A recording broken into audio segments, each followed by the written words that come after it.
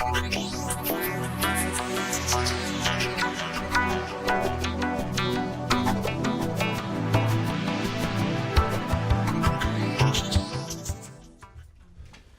since we have everyone here, welcome. Can I get you the, Oh. just share this. We'll share. Okay, everyone, welcome to the Finance Committee, 7 o'clock on the 6th. Okay, so going to right to our agenda.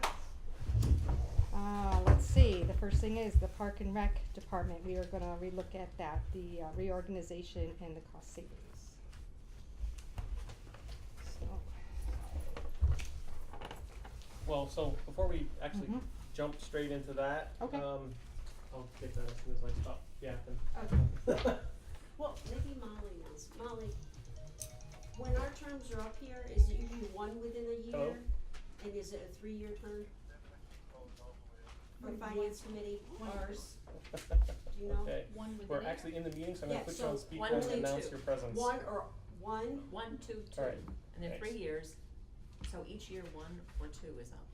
Okay, I Yeah, just so wanted, they're staggered, so you always have somebody. I'm sworn in again, but I'm thinking that Valerie needs to get, so I wanna check before there's any voting. well, I think Gotcha. David's on the line. Yeah, so I just wanna let everyone know that, David is in fact with us in this small black box. He's on speakerphone, so I'll put him right next to this speaker, will that be alright? Perfect, yes, thank you. Okay, David, can you hear? Yes, I can. I can hear you just fine.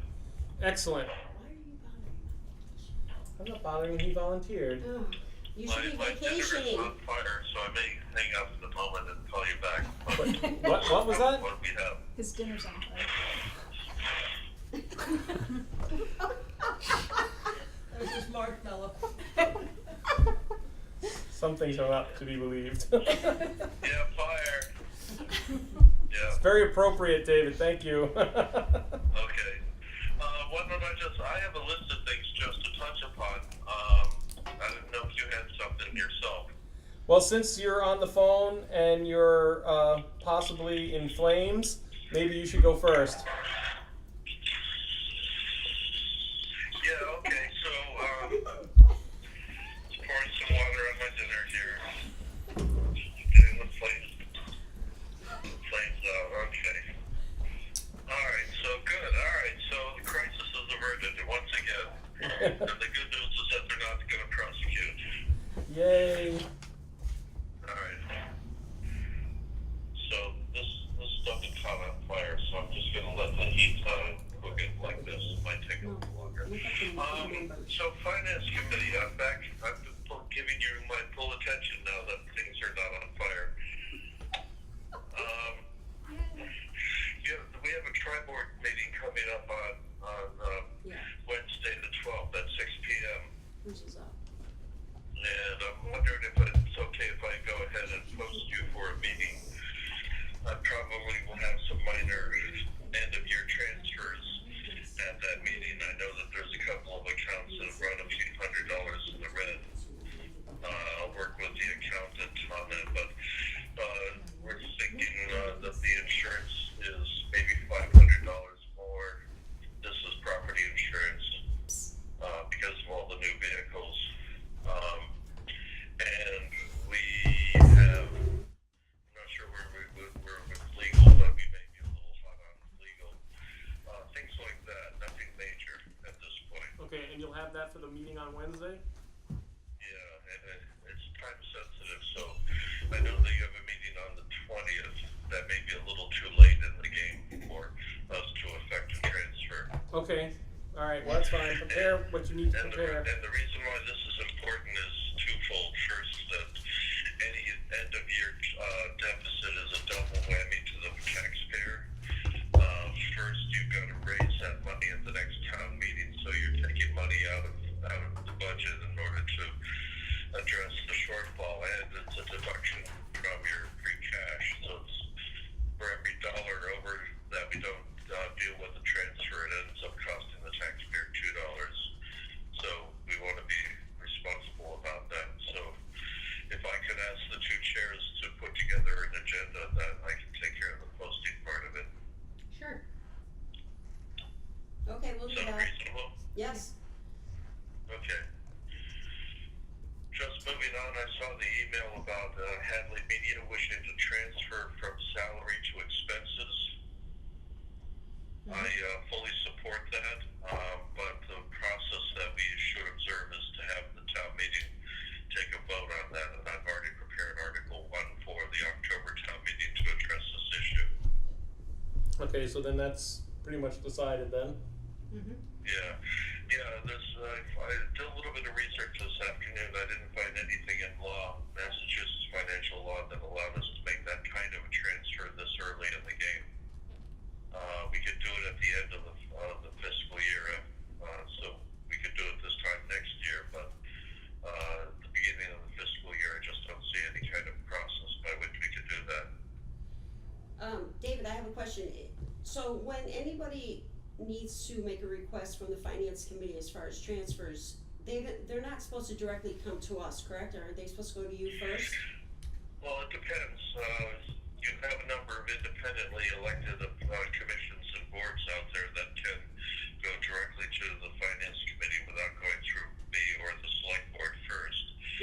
Most of your transfers should be coming through me and the select board. The select board should vote on them first before it hits the finance committee. As well as I'm thinking, you can provide us like with background. Board of Health, Board of Assessors, Collector, Treasurer, Clerk, Park and Rec, Library Commissioners, those kind of independently elected bodies don't need the select board to approve a transfer before going to the finance committee. They can go directly to you. Okay, but those are all internal entities as opposed to external. External entities should go to you? Yes. Okay. Thank you for clearing that up for us. Thank you. All right, so just moving on to the next thing on my agenda, on my list of things to touch bases with is that the conference committee of the legislature, that's 3 senators and 3 representatives from the House, decided that things were too uncertain, and they decided to pass only a 1-month spending plan of about $5.5 billion, and the governor's likely to sign that. That means we will not see final state figures until August at the earliest. So that makes things a little hard for us to figure out what our budget looks like going into the October town meeting. But I suppose there's no actionable item there, nothing we can do about it, right? Nothing to do other than just be aware. Okay. Well, that's not terribly good news. Well, you've seen it before. I mean, we've gone as far as December under the Swift administration without a final state budget. We certainly don't want to be there. But that has happened in the past. We can make things happen. Okay, that sounds... All right. So my last but not least item is the 4 articles for the special town meeting in August. And I sent you an email about the financial management team getting together. Amy was part of that. So Amy, if you want to amplify anything that I had to say in my email, feel free to do so. Okay. I think our big discussion was going over the date. I think that was the big thing on what, and we didn't come up with a date at that time.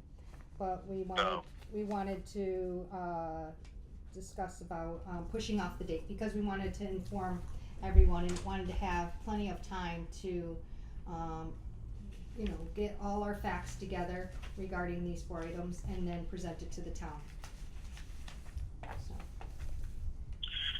Right. So there are the 4 articles,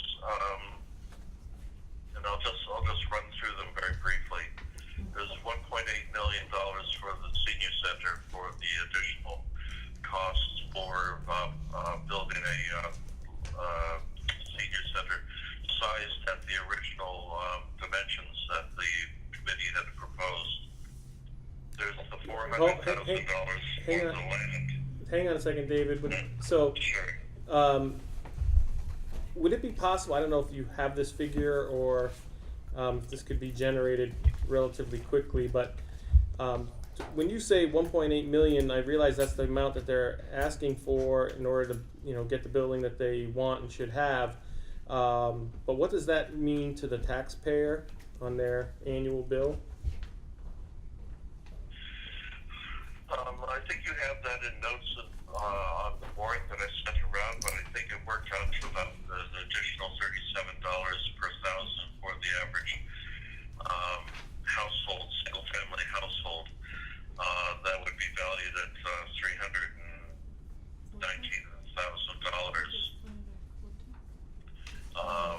So that call it additional $37 for the annual tax bill for an average single-family household. Not 37 per thousand, you mean 37 total? Correct. Yeah. Per year, Okay, per year, 37, okay, yeah, yeah. not Ooh, per thousand. which works down to 10 cents a day.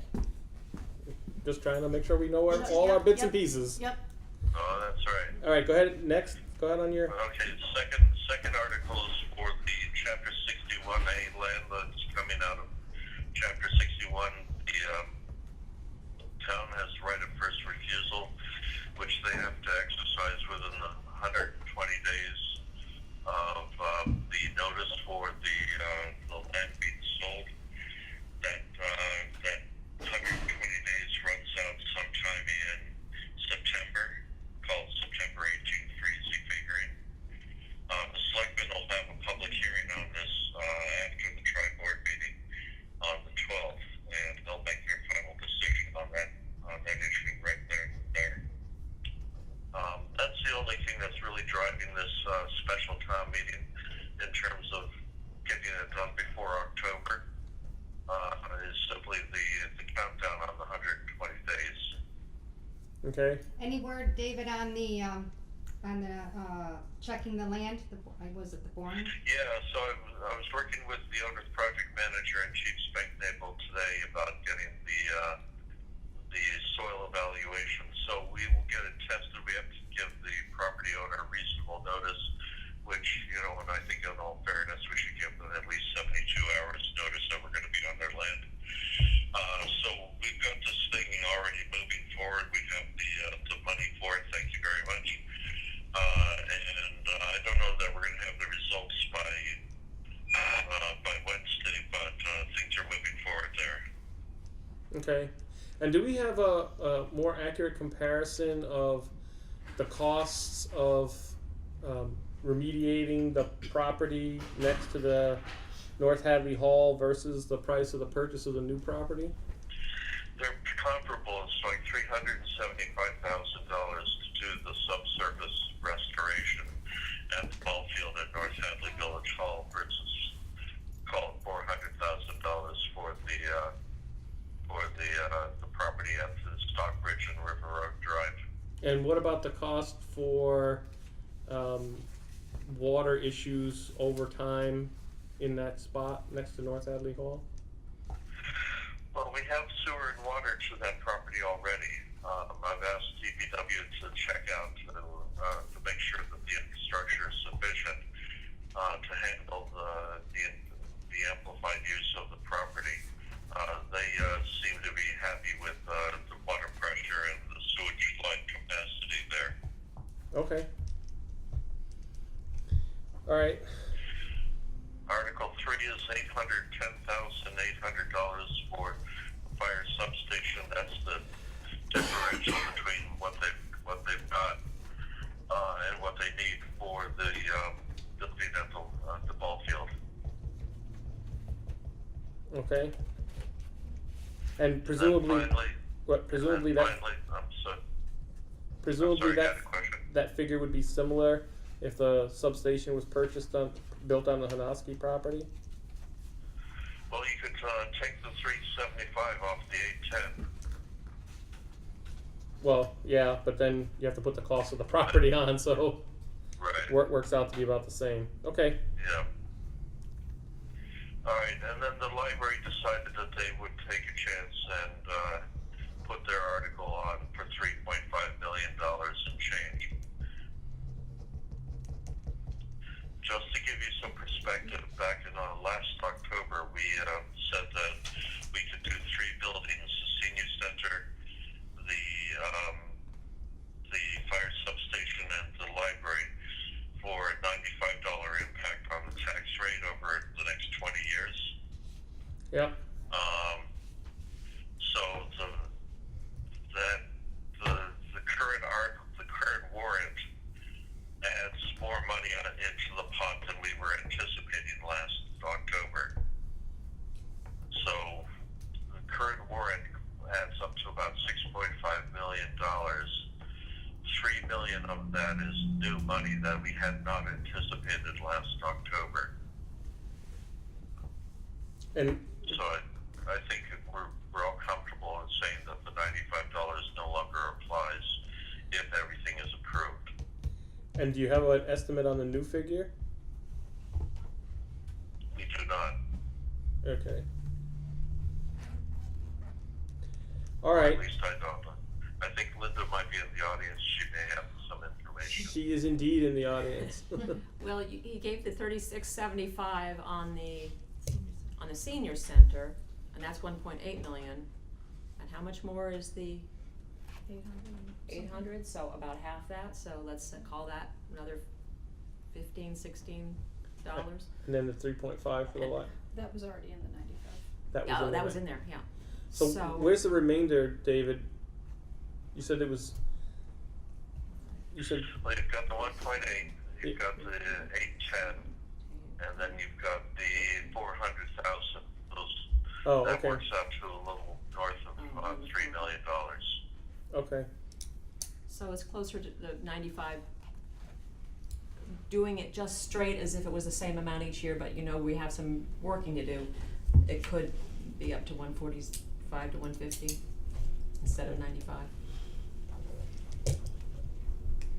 Okay. Thank you.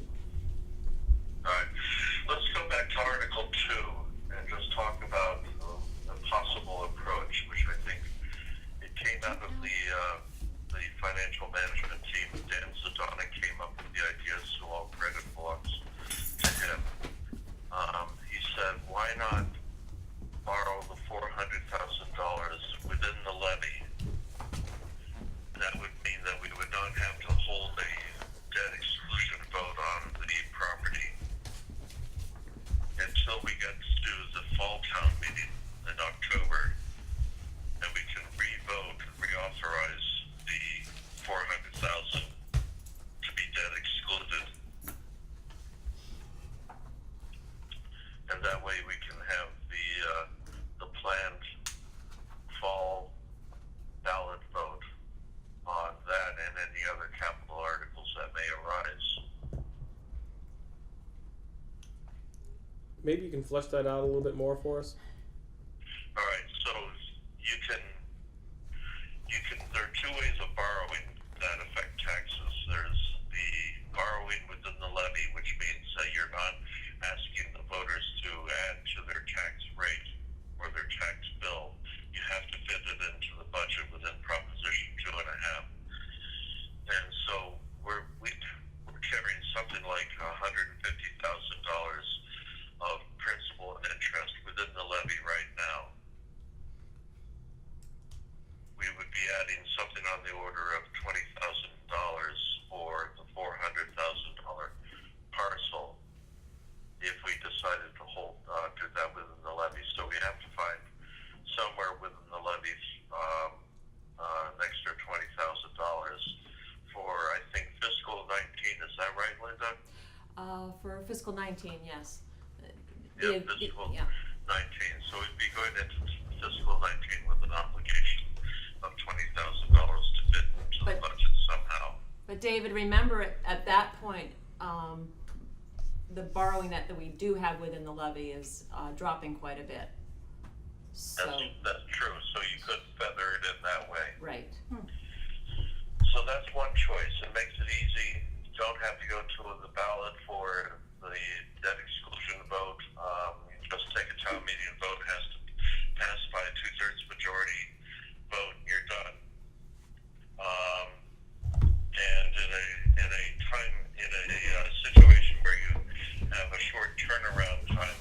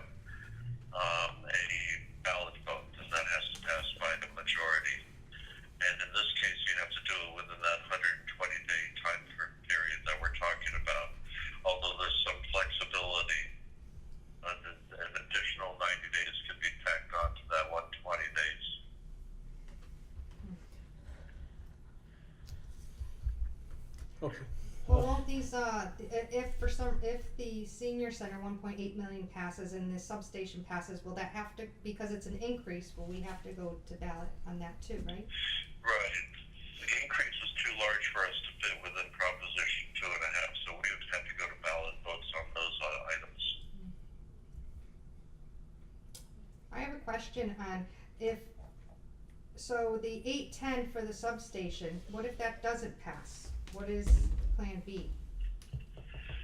I suppose Plan B could look like Plan BA, where the substation is revoted to be moved to the newly acquired parcel at Stockbridge and River.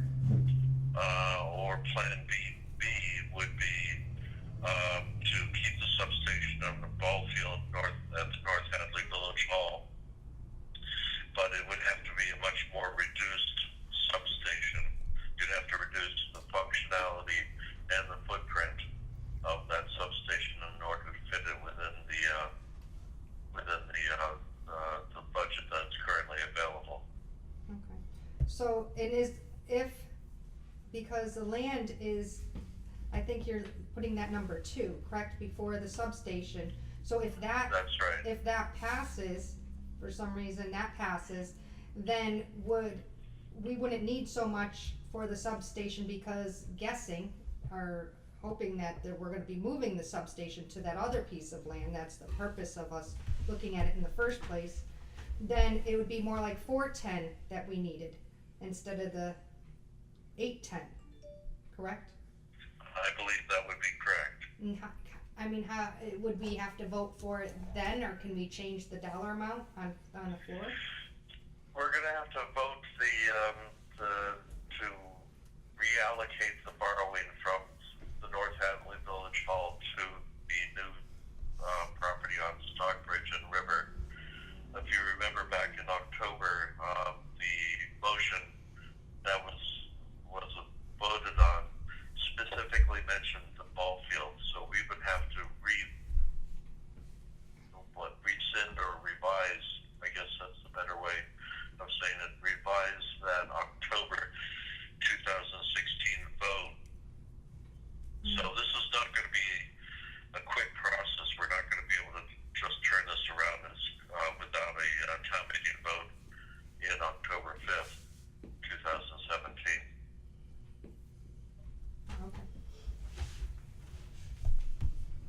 I think out of the financial management team discussion, it became abundantly clear is that we're rushing too much on these articles, and that the selectmen at the very least should defer the August town meeting to a later date, either within August or even as far as September.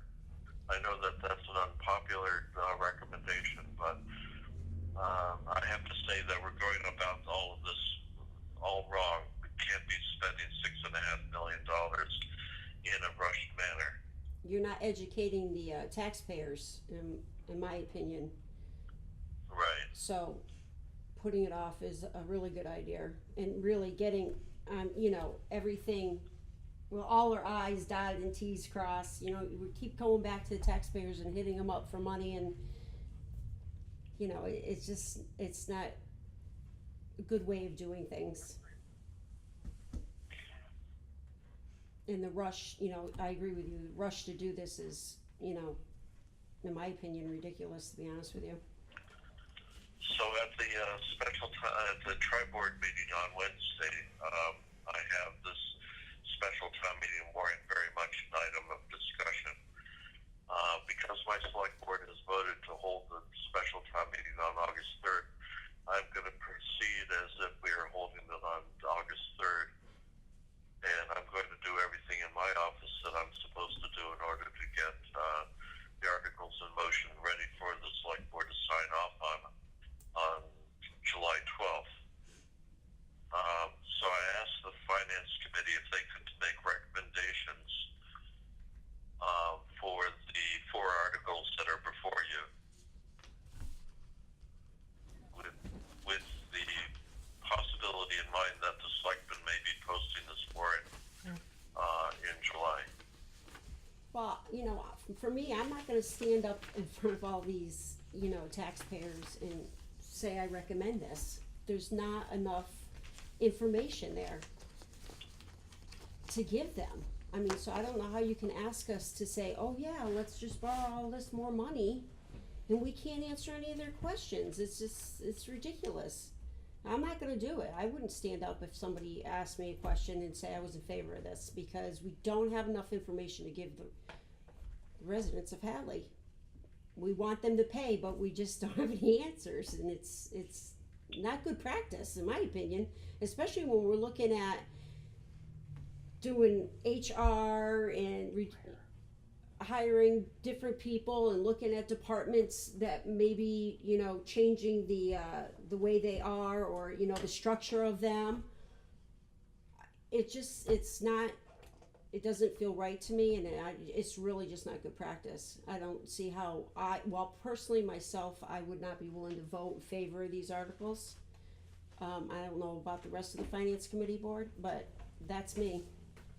Well, at this time, I agree with Terry, but the thing is, the one thing I could be swayed on is the land, but not without the knowledge if that puts us in the same boat as where we are now, with it not being suitable to house the substation. So originally I voted against the land way back when it originally came up, but now that there's a purpose and we're talking about what the figures are, the only reason why I would be if it was gonna save us the money and be comparable to what we were gonna be missing at where it currently is. So at this point, I don't know if the land is good or not, so I couldn't vote for They that. had a purpose last time. I know, but now if we're testing it, would Right, be we the need to- test. I need to know the test Yeah, results. exactly. We need to know the test results. That's why we put up the $5,000 in the first place, Well, to get the test. I'm not gonna ask residents for more money or figure out how to get more money to purchase something when we're looking at all these departments and restructure and trying to find out how we can balance our budget. And yet we're gonna stand there and ask them for more money. It just does not make sense to me. I'm sorry. Just trying to Sounds answer like Amy's Joel question. Hang on, David. We've got a question from the floor. The way I understand it at our last selections meeting from the chairman of the fire station committee, if the land passes for 400,000 and the 810,000 does not pass, then the intention of the committee would build on the new land with the money they had remaining. Not asking for more, using the money they had, it would be scaled back and building on that new site. So the selectmen agreed to do that? No, this is what the chairman said his committee would do. Mr. Michkowski. Okay, he's not Committee. here, so. But this Are is you what he speaking said his Wednesday, words? right? That they would do. Yeah, that's what he said, but Yeah, but he wasn't, the committee- yeah, he the wasn't committee speaking to the didn't vote committee. yet, but that would be his intention, to bring it back to the committee, express himself, and go that route, but that doesn't mean it's reality. The committee may not even agree to that. So again, you need to speak with them. Yeah, So how definitely. can we vote on something? No, I There's agree a with lot you. of all these We don't have any what ifs. information either, I agree with you, There's you no know, at this information, point. so it's It's not. moving too quickly, that's why I voted no on having this early town meeting. David, can we leave it to that the finance committee is on the agenda for the select board's meeting? And if need be, we could take a vote then. It's a tri-board meeting. Oh, so it is a tri-board meeting, so we're already on the agenda, so we can kind of postpone that. What next you're- week. Yeah, so you can take a vote that night. I can make that happen. I can make the warrant happen if the select board decides not to postpone the August 3rd special town meeting. Okay, So yes, we can do it that way. okay. I just want to make one small point, which is really a big point. I hear what you're all saying. I don't think I would want to make a decision on that big of a pie in totality without having all of the information, nor should the voters. But the one thing that I heard and to your point about the voters having enough information, I think the one thing that needs to be talked about a little bit more to clarify that whole pie for the voters is we hear the mention of some debt is coming off at some point so we can feather it in, but we don't know when that is or how much and how it actually impacts the borrowing. And that to me should be worked out so that we have those answers for the voters and they can make an educated decision that way. And that's just a comment. Thank you.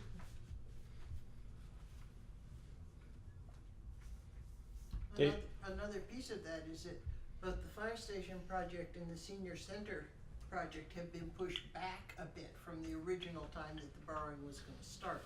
So that will have a big impact on that money borrowing too. Yeah. David, can you address a sort of a timeline of when we might know those different things? Well, Linda and I can certainly work with our chief financial officer, David Eisenthal, in order to come up with a cash management plan, assuming everything passes. We can work with the assessor's office to come up with the impact upon the tax rate. We can do all of these things, and I don't think it would take a whole lot of time because Linda, you and I were planning on meeting with David Eisenthal anyways to talk about the future. So couple of weeks we could probably put something like that together, and I say that advisedly because I recognize that I'm going on family vacation in latter part of July. We intentionally didn't bring David Eisenthal into this in the last couple of weeks because this is such a moving target.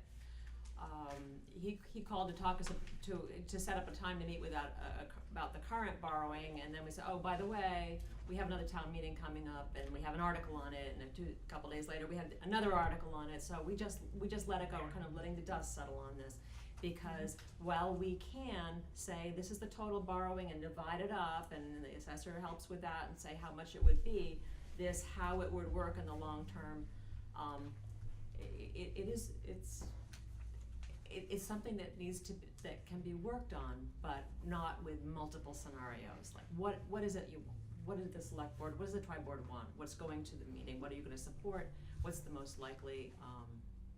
So we're just looking for a little more. This is a chicken and egg Yeah, problem. I understand. I understand. But I think that is, at the tri-board meeting, I'm hoping that that's exactly, there'll be a lot to talk about at tri-board, but one of the outcomes of tri-board should be, to Linda's point, you know, you can't work on 18 different scenarios, but we could probably work on 3. You know, I mean, whittling it down to something reasonable for David and Linda and David I mean, to get their heads around, I think is fair. not to be too simplistic, but if I go to a store to buy something, I ask how much it costs before I buy it. Well, I Or actually that, kind or of that simple. I actually kind of disagree. These are huge projects and huge additions. Really, the basic question is, do we need this? And is this the right time for it? There's a lot more than the last $25 on the tax bill. There's a lot more to it than that. So that's the last piece in the puzzle, the way I see it. I understand you want to know what it's going to cost, and that's why, you know, when we did the quick and dirty, we said, well, if you pass everything on there, maybe it'll be about 145. That 95 turns into 145. I don't know that that's probably at the outside. Okay, so it gives you something. We have some parameters there, but if we've got everyone on all of the tri-boards not supporting one of these or coming up with a complete package, or maybe we're not exactly adding on 800,000 if we're buying the property and it's saving some money and we're building this side of I don't know how this is coming together either, just like you don't. So I don't even know the questions to ask. It's not just a matter of adding up all those things on the article and say, what's this going to cost us? Because we have another outstanding, we have 2 other outstanding articles out there, big ones that are impacted by these decisions. I know, and we could also say, what if the library doesn't pass? Well, then you've already planned for that, That's right. so now all these other ones wouldn't really affect, you know, the extra $37 because we've already planned for the big $3.5 million. That's true. I also know though, if it doesn't pass, they will come back in October, so Sure. then that will still be hanging. Of course. can you tell us whether you know what you do have coming off and when? Yes, yeah, well, that's, Well, that's helpful. Well, it's helpful, but remember, we're talking about these projects, but these are also a portion of the totality of the town. Mhm. So we have an entire capital plan that also needs to be factored in. but So- this, what's coming Meaning off, that- Senior center in the that what's coming library, off how much in and money of will we itself is- save? that's already been factored in. Yeah. That's how we got to the 95. Oh, no, I What's understand coming that. off is already there. So It's now, reality. anything No, I that's agree. above that, Right, that I will be part of the understand new that. things Agreed. coming off, cause nothing more is going to come off think that it's we haven't budgeted idiotic. for another. I have a question. years. I don't wanna be So. shot or have anybody just like me, but what if you combine the library and the senior center? How much money are you saving? You lose all the grant money. So it depends. Okay, but you're making one building versus two buildings, and I can't see why seniors can't be on one floor and the library on another. I'm just saying And that your the building grant money is committee- predicated on a standalone Right, building. and your building committee that the select board created, right, to look at all these things, suggested that. And I just don't know why we never entertained going that way. So I'm just a little confused. I'm not saying you don't deserve your own buildings, Oh, no, I hear you. but I hear a lot of questions, Mhm. you know. Just a little bit of history here, if I may. We actually did explore that a couple of years back with the library when they started putting together their plans for expansion, and we wanted to know if they could combine. And the answer is yes, they can, but they would not be eligible for the 50% match grant. Well, And so any cost savings that we would achieve by combining functions and buildings would be wiped out by the loss of the grant eligibility. but I think what the senior center's asking and the 3.5 million that the town would have to come up for a library, in my opinion, I think they can build a pretty nice building to accommodate both. Well, keep in mind that the $3.5 billion for the library is 50% of that project cost. I know, but you're The other- looking at a whole new building, a whole new project. Right. So you don't you'd know have to- if that 3.5 plus what the seniors are already asking would be enough money to accommodate that. Right. So you would have to come up with $3.5 million of savings by combining those two buildings and functions, and we just didn't see that in the numbers 2 years ago. Well, the assumption is that they get the grant, but if they don't get the grant, Yes. then You Then that's still have not to a come right up to argument. money. You still, if they don't get the grant, then you got to come up with twice that or combine. Yeah. combine them. You don't know what a combined building would cost us because never nobody asked that nobody ever asked that question. Nobody ever had an assessment done or plans done. You know, so you can't say that we'd have to come up with another 3 million what we lose for grant money. Just because they're giving us the grant money doesn't mean we have to take advantage of it if it's not logical or reasonable for our town. I'm not saying that a new building is not warranted, but the building committee fought and brought to the select board a community use building, if I'm correct. And nobody has ever addressed that to say, well, what would it cost? Could we accommodate the seniors on the first floor and the library on the second floor? Nobody. And I want to, I have people asking me every day why that can't happen. And what would be the savings? Would there be a savings to the taxpayers? Maybe. But no, I think it was just all thrown out there fast and everybody reacted. Okay. David, in the next couple of weeks, we'll know for sure about the grant, so that part of Yeah. next week. July Oh. 13th, we'll find out about the grant. So then we'll know if that's even, if there's not a grant, then we're right back to that situation, you know what you're Well, dealing even with. if there is a grant, you don't Right. have to accept it. The select board can say, we need to do this No, and no. not react. But bear in mind too, once you go multi-story, you're also introducing now elevators, which that's that's a huge cost rate right there. So, and again, to David's point, when this process started, it Mhm. started with the library. That's right, and it And it was a started to, effect. yeah, well, but it Domino started effect. 2 years ago, following the prescribed grant process, and I don't think that things were just dismissed out of hand. There was conversation with the architects about some of this, and to David's point, a year and a half ago, it never did find its way to any sort of plan design because based on the conversations with the architects at the time, it didn't seem like the numbers could possibly work. So the library kept moving along. And I'm not So saying that was now's it- not a time to I put up the mean- pause button and say, everybody go back to the drawing board. Certainly town meeting could decide to do that. Mhm. But I mean, I don't want it to sound like things were just ignored either. They weren't. They, you know, library's been Well, following they the weren't prescribed addressed if the process. suggestion wasn't there, right? To put the library and the seniors in one building.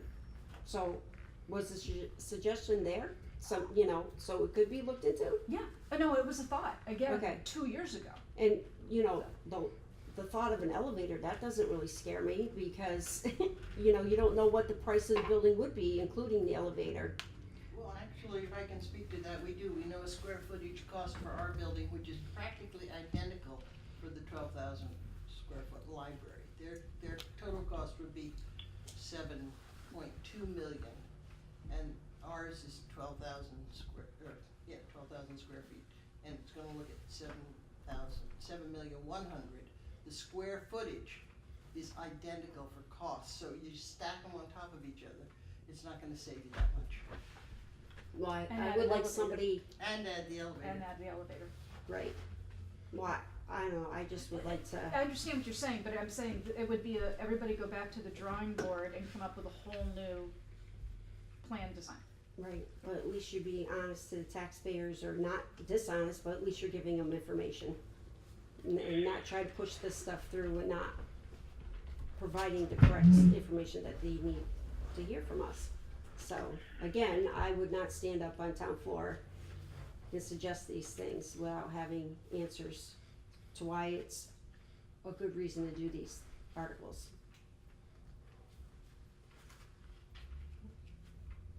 Fair enough.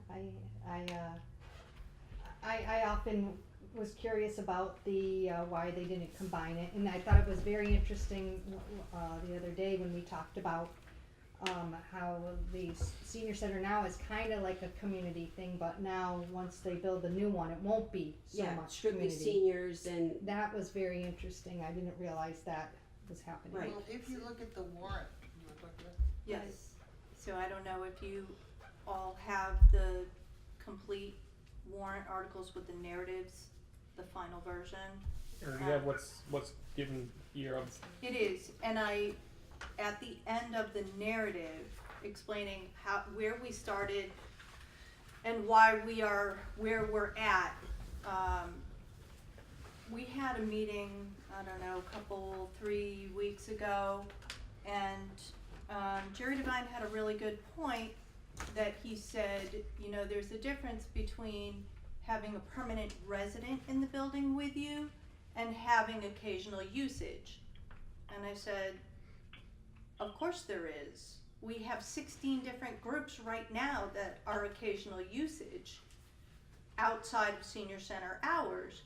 And I'm not totally opposed to continuing to do that, but I was always under the assumption when people used the term community center that they meant it housed more than just a senior center and had permanent residents for other departments. what are the 16 groups outside of town? So we have AA, Al-Anon Girl Scouts, Monadnock Boy Scout Leadership, the Hopkins Robotics Team. We have Saturday monthly haiku group. We have 4 therapists, local therapist support group counselors. We have occasional double bookings from here that come over to use it. We have the planning board. We have, without having the whole list in front of me, I'm trying to run through my calendar in my mind because I'm the one who has to tell them when days are open and when they're closed. Healthy Bones and Bodies training. Yeah, we do trainings for other places. We've also had the Hadley Democratic Caucus there. We've had Has Park and Rec ever approached you to, use a room A for room programs? okay, so in the narrative, just so that we're clear, in the narrative, I describe what permanent residence is versus occasional usage. Mhm. Permanent residence means that you have office space, storage space, regular scheduled programs, and it doesn't, there's no use of senior centers in that space. Occasional use means that you call me to see what room might be available off senior center hours and plug in. Okay, so So have Park it and Rec couldn't use a room one day a week for, for whatever? Can I interject for a moment? Sure. My dinner, which formerly was on fire, is now being served. Okay, Is there anything goodbye. I can directly be helpful with? No, you can go enjoy your vacation. It took that long to cool Okay. off, did it? If there's a question, feel free to give me a call. I've got my cell phone with me. All right, thank you, David. Enjoy your dinner and your Thank you all. vacation. Bye-bye. So like Give me- a Zumba class once a week? so Zumba won't, their instructors won't do it on a hard cement floor. Mm-hmm. That makes Well, the new sense. building is not gonna be a hard cement floor, is it? Or is it gonna have carpeting in it? What? So there will be an exercise room in there. Mm-hmm. And it could solve, you know, occasional Zumba class being in there, but it won't solve the kid classes, it won't solve all the other Park and Rec issues.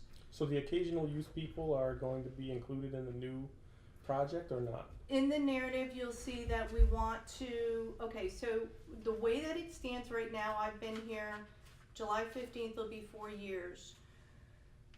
Al-Anon, well, actually just AA, not Al-Anon, has had an agreement with the senior center long before I got there. They pay $25 a month. There's 50 to 70 people there every single Wednesday night. We go through all the operational costs of having them there every single Wednesday night, toilet paper, hand soap, hand towels, da-da-da-da-da. It's not, you know, carpets don't get cleaned and things like that. I want to specifically look at reviewing bigger groups or special functions or something like that where it's done the right way, where it's not cutting into the operational costs, it's a win-win, or maybe it's not the best place.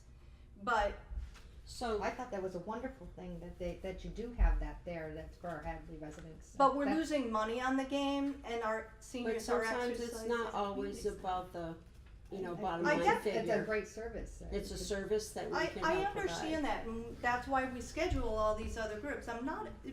I'm really imploring you to read the narrative. I'm not opposed to continuing to use the building for outside use by community organizations, but it also has to, you know, be an agreed upon situation insofar as like any other place that you use. Like right now, we're using the Wesley United Methodist Church in Hadley for our memory cafe with people with dementia and Alzheimer's and their caregivers to come together in a setting once a month where they can engage with other people and do something positive outside of what can sometimes be a very frustrating relationship in the house.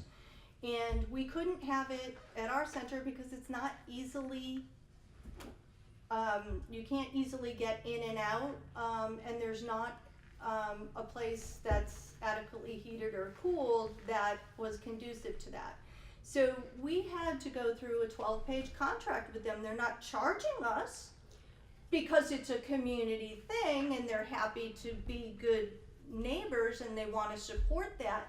But we had to agree that if something this, then there would be a fee. If that, then, and right now, our hands are tied. It's an agreement that was in place forever and ever and ever and needs to be looked at to make sure it's fair, Well- equitable, and working. What's the cycle time of that contract? The one that I have with Wesley United, No, or the no. one, it's just been ongoing. So what about the schools use the school use form? Yep. So That's what I'm what- talking about, that whole administrative But that- piece of outside usage needs to be reviewed and updated to Huh? reflect. I'm not saying the senior center needs to have all the kids' programs there, but you know, we as an adult, I might be 50 and not considered a senior, would like to go to a Zumba class that Park and Rec offered. So the seniors aren't using a room. There isn't, in my mind, no reason why Park and Rec can't offer that program there one day a week, And- just like you offer the AA people there one day a week. And I'm not saying that that's not something that couldn't be done. What I'm saying is, as a permanent home for a department, that doesn't work. I didn't ask for it to be a But permanent I'm home. just trying to make. I didn't say this- for them to sit their 2 offices over there, right? I I said hear the you. use of a room, I'm and just- we were told last meeting that, oh no, that's not And that's- happening. I understand, and that's why that's why I'm asking you to read the narrative to see that the distinguishment has been made between permanent resident and occasional use. Well, Park and Rec Which- programs are not a permanent resident. But They're the not thing office. is, it sounds like the narrative stated regular. They said regular functions, so that would be. Well, not- they have office space, storage space, and whatever space they wanna hold a program in wouldn't be used by the senior center, ever. That's called a permanent resident use. We're looking to use a room that the seniors are not using in the evening. I- That's not an office, so that's not a permanent I hear fix. you. Can I, Okay. and I hear I'm not you. sure, there's actually a bigger issue here, and I've been hesitant to say it out loud, but I'm going to, because I think maybe now's the time.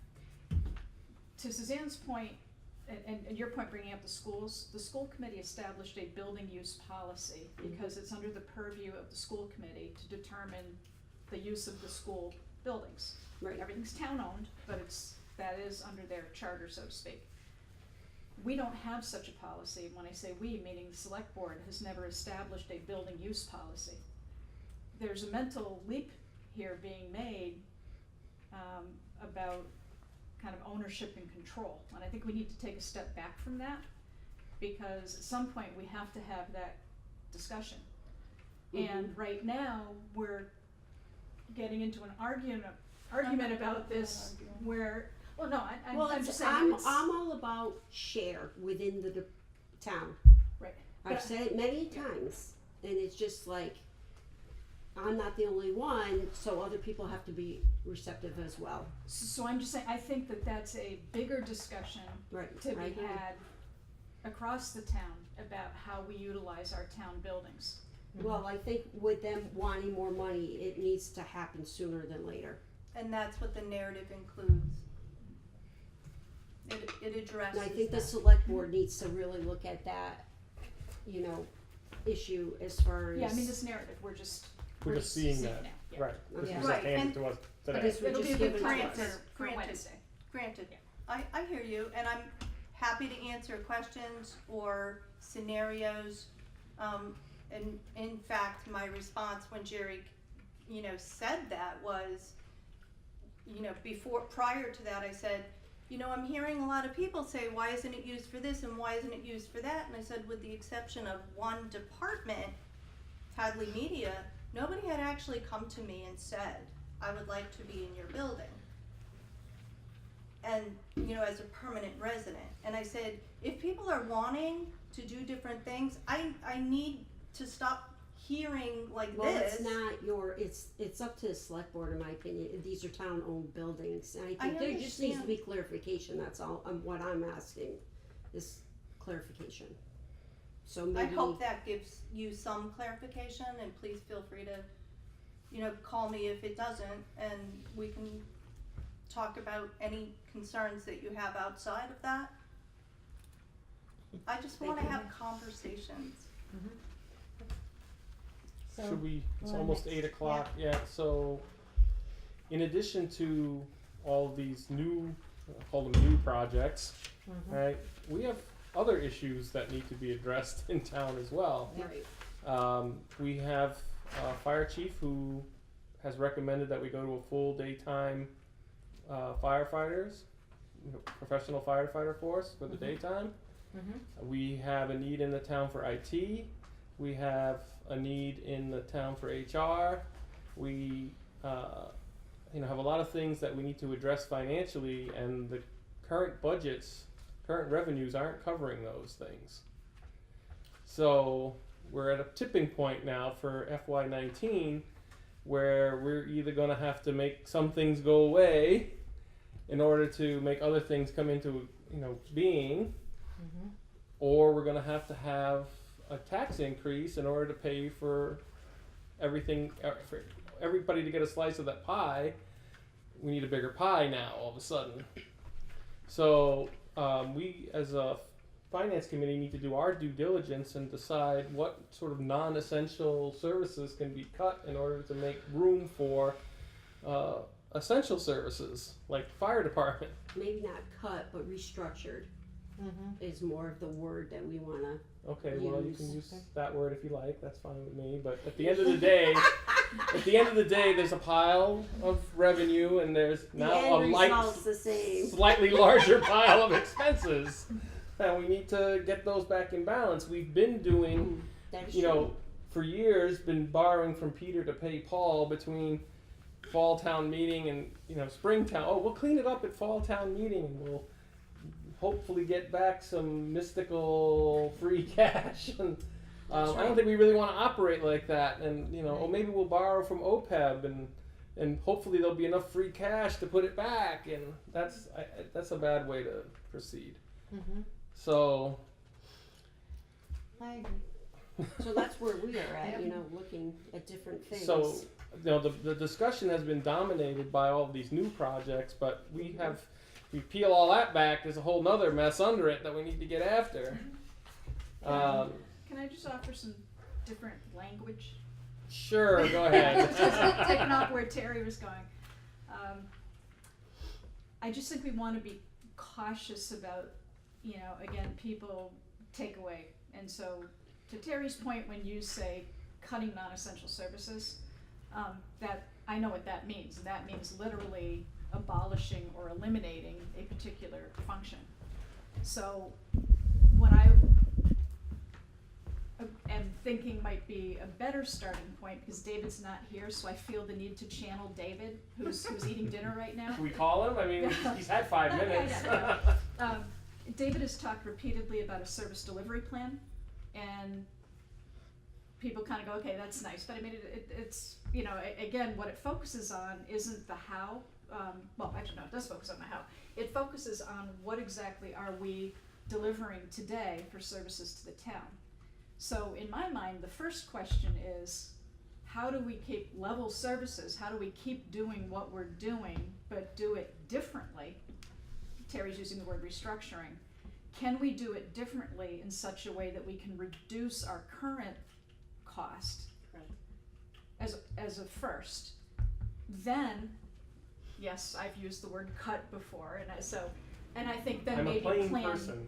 Plan B would be, if you can't figure out how to make it work by restructuring how we're doing what we're doing in a more cost-effective manner, then yes, ultimately we may be talking about actually eliminating some of the services that we have today in favor of other services such as public safety. So I just want to be careful how the I mean, again, it's your committee, start where you want, but I'm just saying that's where I'm starting. I'm a plain spoken person, and I have a pile of bills and I have a pile of money, and I gotta make those balance. And if you can get it done by restructuring, I'm all for it.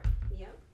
But That doesn't say that if there's a need for whatever we restructure or change or whatever in a few years, that we can't revisit it. It That's may true. changes again.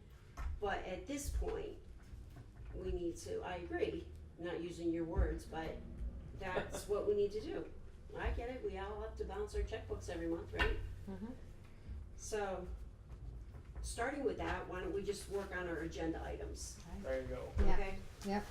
And the first one, I printed one out, but it went away. right here, I have it. Review of Park and Recreation Department reorganization and cost savings discussion. So just, I'm not gonna talk about the finance part of it, cause I'll let you do that, but my only question is they gave us an order, structure chart. Mm-hmm. And that I noticed that it says program coordinator, and that is what Kathy's position was called. And now it says interim director. And I also, through the grapevine, had heard that they're rewriting the position to say director. So what qualifies as being the need for a director versus what it's always been as a program coordinator? What's the difference? Do you know? There Maybe really you don't was know. no difference. They I'm were not just- putting you on the hot seat, I just don't know. It was just change of wording for the advertisement, there's no change in pay, it's all the same, it's just changing it from coordinator to director. Well, I kinda think that if I was a director and I had all these degrees, I'd want more money than if I was a coordinator and didn't have all those things. Well, the pay scale's still gonna be the same, so that would be up to the person to apply for it, it's not changing. So what is the pay scale on the, is you have the lowest point and then the highest point? I believe it's starting, I don't know those facts, I believe it's starting at the basic level. David knew that. What's a GE two, is that grade level two? I don't know. That's what, But the, this David is made, what they have.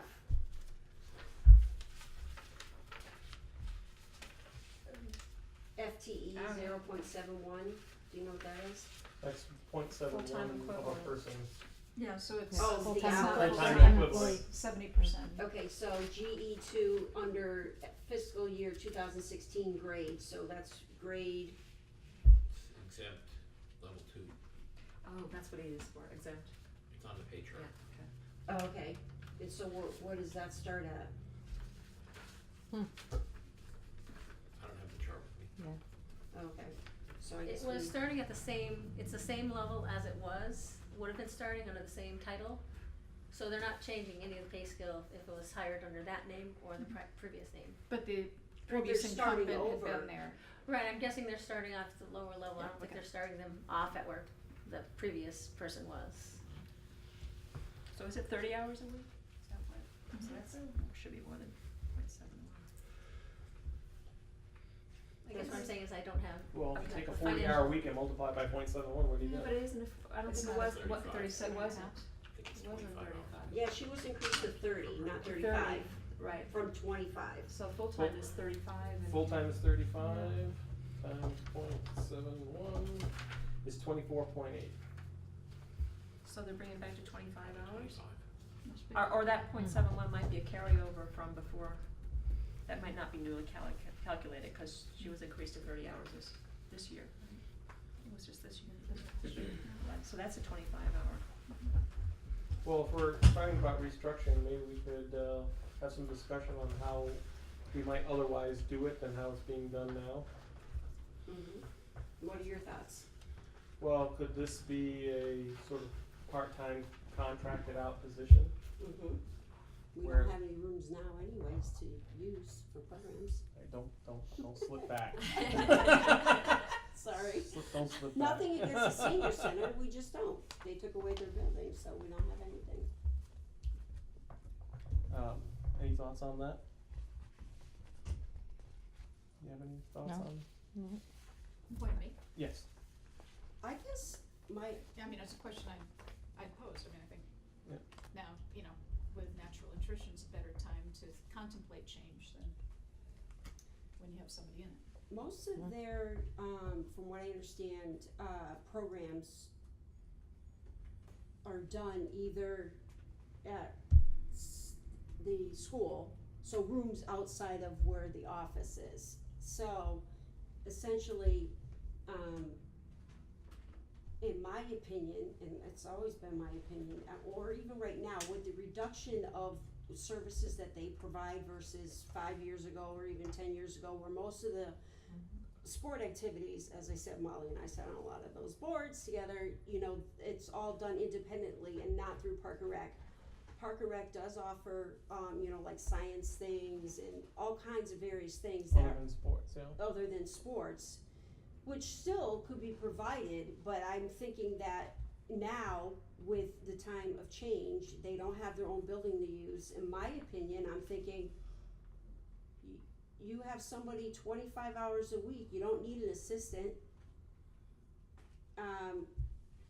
Well- Really, the storage area, she still has the storage area. So I don't think that at this point they need like an office space themselves. And as well, if you go to an outside,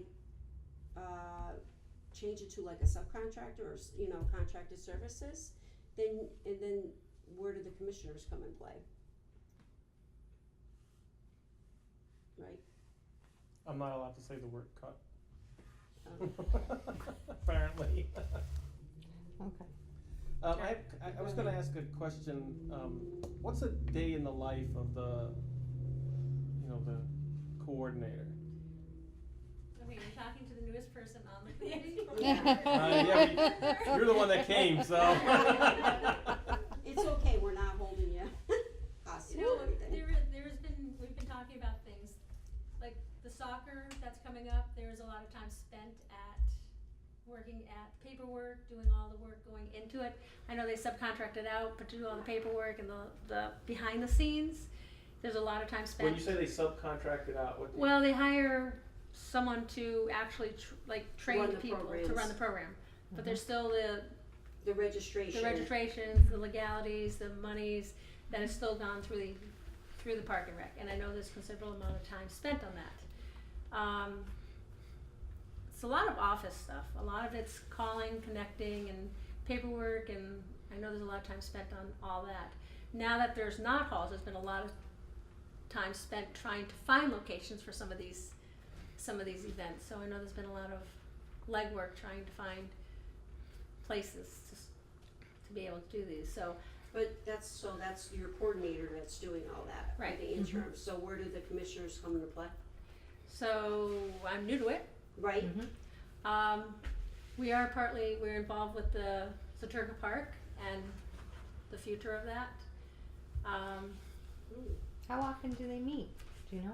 The Zaturka Park meets No, the commissioners. Once a month so far. Summer's coming, so it's a little complicated. Mm-hmm. The Friends of Park and Rec meet every week, or every other week. I'm new to the committee, so I've been trying to attend those. Mm-hmm. But I know the commissioners are on board with trying to get the park up and running and what we can do to help there. I know technically part of the Park and Rec commissioners is to work on the park. That's part of our tasks. Yeah, and they have In a town. private, volunteer committee that actually brought and did all this for Zaturka Park correctly, because if I remember right, that Diane stood up at the town meeting and said, yes, they are in favor of it and they support it, but it's not them the commissioners weren't doing the work, it was these volunteers that were doing the work. The volunteers are doing the work. I myself am trying to get more involved with it. I can't speak. No, right, so I'm just saying that's what the take was, what I heard of it. I When do it all know started. we do have a meeting next week to kind of put together the plan, because we were gonna present it to the Select board. select board next week. So that's why this meeting was a little bit more of a step back, because we were planning on presenting what direction we're going forward at their meeting.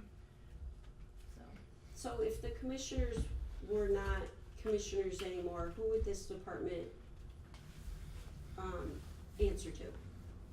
The coordinator, Molly, do you know? Well, I mean, the default would be the town administrator, unless we, restructured it in such a way that it, I mean, some towns it's part of the DPW because they Right, rake fields and stuff like that, and, Mm-hmm. but. we don't have any fields that Ju- we Well, do You work know what I mean, for. I'm Right. just saying, Yeah. so, to the extent that there are grounds Yeah. involved, in Amherst and in Northampton in the past, this has been under, that sort of purview, Mhm. but we don't really have that kind of field maintenance per se, so I don't Yet. know. That's where the Zaturka Park's coming in, is that will hopefully be the future home of a lot of the programs they offer during the summer. Hmm. I mean, in your long distant term thing, that So- would be a nice. Oh, reason yeah, for the park. absolutely, I agree, I agree with that, so other than, I think what you're saying, other than, having one person be So what is, I wonder what Amherst and some of the, I mean, do most places have commissioners Well, for the Park and Rec? Do the, you have Amherst to? is leisure services, so it offers many, many things. It has like its own, trainer, its own director, its own, Alright, maybe that's too big, maybe, but. and Northampton is the same thing. And they so offer classes and they charge for those classes, Yeah. and so they. much larger. So a different smaller beast. area, I mean, but I wouldn't think, I mean. I do it's- know that Northampton, the DPW handles the fields for Northampton. So, in Hadley, I know that when they were restructuring the DPW, it was the thought of several departments being umbrellaed under the DPW, correct? And this being one of them, and there was a few other ones, I think, too. So if that were to happen, would we be able to eliminate costs within this department? And that suits it today, like in a couple of years, if things were to change and we have this baby boosting, you know, cause a lot of parents, they not only come here, they go elsewhere for their programs. And so yes, we have programs here and we offer 'em to kids that are school of choice and blah, blah, blah, but you know, there's just so many things and so many towns that are offered now for kids. It's just like you're fighting for their time. And, if you look at their monies, their starting balance, what their expenses are and what they actually bring in for receipts. So their receipts are short for their expenses, and their expenses do not include the $420 for the salary of the chair, the $630 for the members, the salaries for the coordinator and the part-time person, and the expenses is probably That must be like, paper and all that other stuff, yeah, copies, sporting supplies. stuff maybe. Not even that, because they have so much, you know, they don't do sporting events really anymore. They do T-ball, but whatever, that case. So you're looking at in 2017, $60,576. And then if you go under here, here's a range of health insurance costs that accompany Park and Recreation. I don't know what that is. Well, assuming somebody benefits from this. So you're looking to maybe save, 5 to 15 there, yeah, is the range. right, and so if you kept a 25-hour outsource, and you outsource this, you probably could save, my guess, around 60,000. But, you know, Park and Rec's been around forever, and they did great things for many years, and where do you wanna go with it? You're talking about outsourcing the rec, the park is one thing and rec is another. I can see Right. the programming for kids doesn't really belong down at DPW, but I can see where the parks, so are you really talking about some kind of split of parks and recreation? Cause Well- you don't wanna outsource your parks. Well, we have offices here that the person could sit in and use, right? It doesn't have to be done No, in I'm DPW. talking about the function though, the function of, Oh, of well, parks and the what I'm function of looking at- recreation. Right, well, so is parks, is Saturka Park, and whatever's happening with that. We don't really have any other parks. We have the North Hadley Park at the moment, and we have Yes. the rec down the And what do they do with reservoir. them? It's under their purview, I know, but they don't, They could, they could, it doesn't happen. right, so that Unfortunately. part sounds like it could be under DPW, but then the Correct. programming going in another direction. Well, the sounds- programming, in my opinion, probably could be done by one person, As long as you took the parks part out of as long as you took the parks it. part Okay, out of it. that's what I was trying to Yeah, clarify, I'm sorry. I Yeah, as long as you Yeah. take the parks part out of it, you really, the coordinator or Kathy or Miss Aloisi, who's, I know she's a go-getter and she's out there doing great things, work for yourself. And, you know, as an outside resource, like the accounting that we do here, right? We don't have an accountant here anymore, we resource it out. And I think you can have savings there, but, you know, this one, Park and Rec is not the only one that Tom brought up. Board of Assessors is another thing, looking at costs there. You know, so it's not just Park and Rec, we're looking at where there's savings. And this, the savings of the health insurance, I think. I mean, you can't just cut that off for people. You gotta give them like fair warning and notice type thing. Mm-hmm. So, again, here we wanna Taryn, just have. for the, I'm just always trying to be conscious of people sitting listening. Mhm. So you don't mean like cutting everybody's health insurance, you're specifically referring to Whoever receives part-time, it, part-time elected officials. yeah, part-time elected officials, Just for whoever the viewing receives it. audience. Sorry. And you know that going forward, it's not offered anymore? Yes, I do Okay. know that. I also know that when they made those changes, I worked for the school and I was told I had to work 20 hours to be able to get that benefit. So I'm not sure why across the board it wasn't stated for everybody.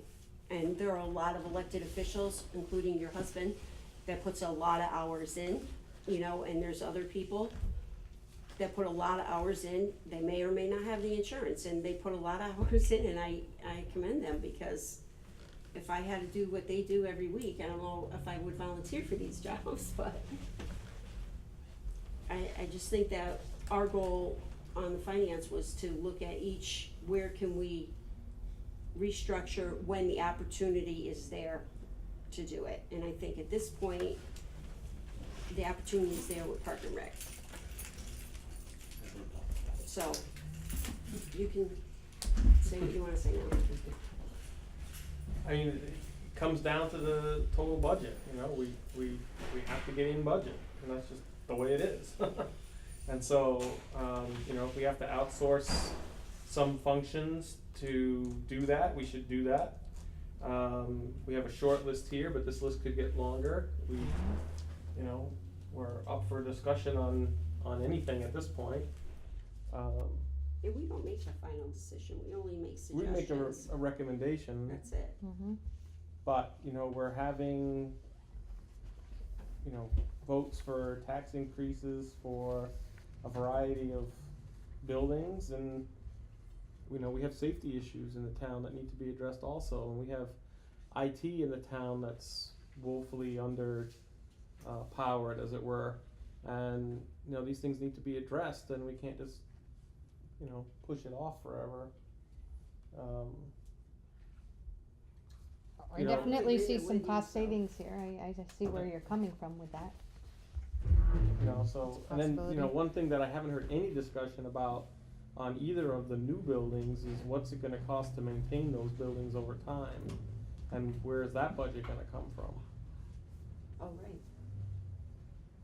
I mean, Hopefully it will cost less than Less. maintaining the current building. Right, especially heating. well, You got that right. yeah, we're gonna have to think about, you know, we have a bunch of buildings in town that are now derelict and not useful because over the years they weren't maintained. And I would hate to see that happen to new buildings. The difference between a new building and an old building isn't much if you're not maintaining them, so. I think that's one of the reasons why, some members of the municipal building committee were integrated into these other building committees, so that they could speak to the old issues that were not done as optimally as they could have done, and increased operating costs, and were also privy and knowledgeable about what was new and out there. And it's a huge difference in operating costs in the long run. I mean, that's why we're trying to go with a standing steel seam metal roof, so that we can do photovoltaic eventually, as compared to, you know, we wanna do it right the first time. Well, that's, you know, commendable, but what I see when I drive around is a lot of neglect over a lot of years, and it's upsetting to me. Right, at some point, there needs to be money in the budget. At some point, you're gonna have to ask For- for more taxes. Well, that's Right. how I started this conversation, and, you know, and I was accosted for using the word cut, but people sort of have to understand that if they, you know, they want to have things the way they've always been, then it's gonna cost more money. Well, And Hadley has a very low mill rate compared to neighboring towns, so that's another thing that you have to take into consideration. The amount of services Hadley residents get per the mill rate that they pay is quite high compared to other towns around. So they're getting a good deal as it is, and I had asked David to prepare a sort of a summary of, you know, what other towns pay for taxes versus what services they get, and in you know, in particular their fire departments, right? Because that's something that's important to me. I don't want to see our town be in a position where someone is hurt or worse because, you know, there weren't enough firemen to go into the building to help someone. Right? So, you know, nobody wants to be in that position. I'm 100% sure of that. And so when we say, you know, here's the budget and here are the expenses, and those things don't match, you either have to make the pie bigger and so you can make it match, or you gotta take some of the people eating the pie away. Like, it's just very simple, actually. So, you know, we're gonna have another meeting in 2 weeks, as we have every first and third Thursday of the month. Thank you. As opposed to every other week. She shorted me 2 meetings a year. We're still We've got friends. tri-board. We're still friends. Yeah. Oh. We have tri-board We as have well. tri-board next week. Yeah, Right. we have tri-board next week, but We're not short of meetings. finance committee meets again in 2 weeks, and you know, anyone who wants to have an opinion on all of the above should make their opinions known between now and then. So what you're asking is that, you know, us as a committee goes home, reviews this, and comes up with an idea or suggestions, or? I mean, at some point very soon, we have to make a recommendation to the select board as to how we think they should go. And then it's up to them to decide if they like that or dislike that, but, Years fly by fast. and years fly by fast, and it's not gonna be too much longer before David hands us another book, such as this one, right? Which is the next potential budget, and how are we gonna adjust that, and what are the asks gonna be for then? You know, it's like, you know, it's, So do you wanna move on to the next? Just to quickly look at the assessors. Yeah, yeah, we could do that. we don't wanna keep them here all night. I'll let someone else lead the discussion on that one. So Board of Assessors, how many people does that, The chair. I mean, how many people are the Looks Board like- of Assessors? Looks like 3. Three board Three. members, 3? chair and 2 members. And so what do they do?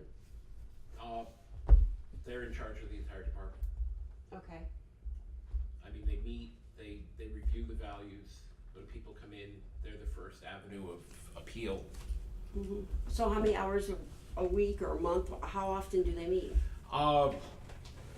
It depends. Some months it's 3 times, 4 times. Is that during when like abatement. you're setting bills out, real It's estate? basically once, like spring, winter, spring, when bills go out and abatements come in. Summertime, it might be once a month, twice a month. So your assistant, your administrative assistant is you? No.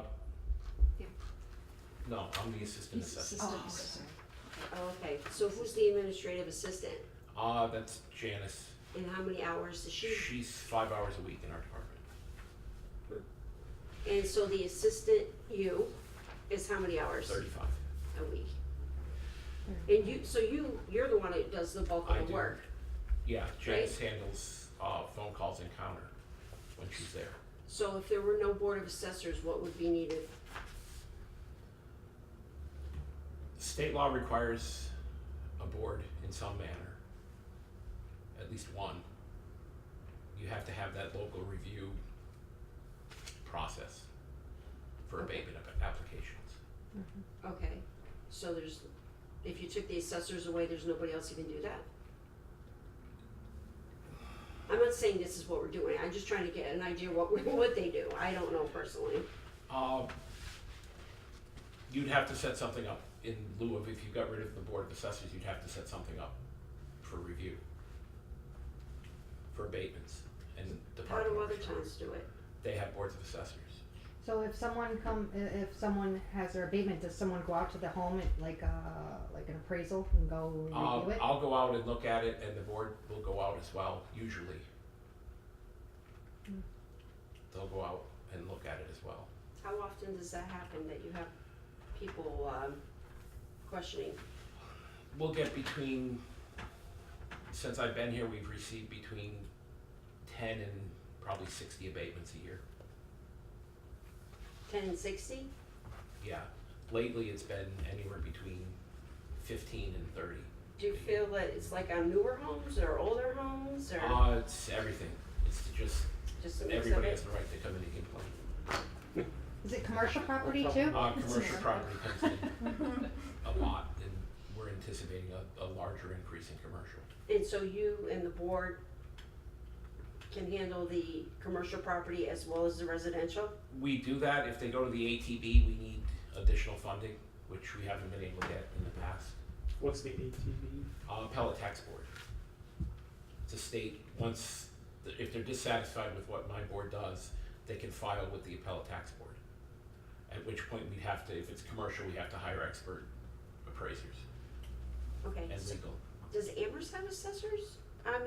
Board of assessors too? Do you know, so you're saying every town has to have them? I believe they have a board. To Dan's point, if memory serves me correctly, the way the law is very specific about this process.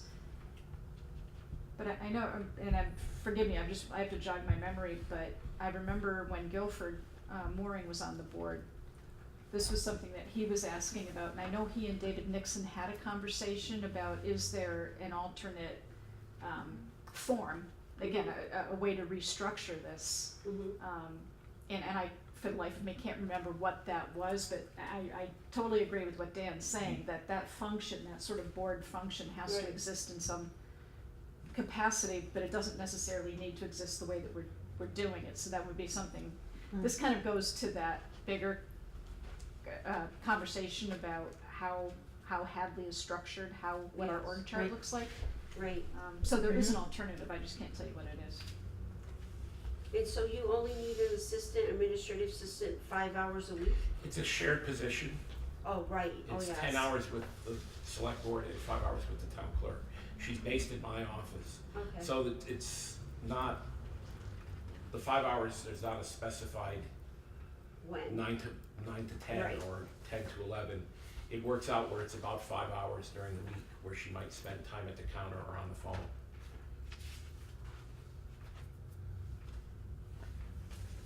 That position was a 20-hour week in my department alone, and it's been reduced. Do we know how other towns roughly our size, like, or even smaller, like how does Hatfield deal with this issue? Haven't looked at it. Might be something to get David to. I mean, I'm sure that, there are towns that have part-time assessors, they have shared assessor positions. Also, Yeah, most of the communities, they would have an administrative assessor. Hatfield has an elected board, 3-member board, and then they would contract out for the revaluation work, and evaluation work. For those 10 to 60? No, that's something different. That's when DOR says you've got to revalue everything. That runs anywhere between 20 and 100 a year. Well, when it needs to be done, it's anywhere between 20,000 and 100,000. Can your Depending on the office type of- run on with yourself and then what you just said, another assistant? If there was a restructure that the members, these assessor members could be looked at That's something differently? that would have to be looked at. Right. So, Molly, if we were to, I'm in favor of looking at the change of government for how things are worked, the form of government.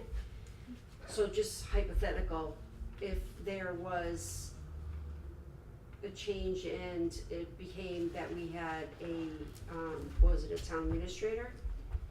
Manager, Right. right? We had some sort of charter that had Yeah. more authority there, yeah. So if we had one with more authority, would we still need these commissioners? Well, I think by law, you have to have, All the, I'm not just saying his assessors, the Park and Rec and so forth. no, I mean, Park and Rec was created by town meeting. Okay. So, and that's, and this is that fact gathering I was talking about. I mean, I think it's really important for us to figure out what are we absolutely obligated to do, and then where do we have a choice? Right. And then once we know what the choices are, what's, clearly what's in the best interest of the town. Right. So without going through all of that legwork.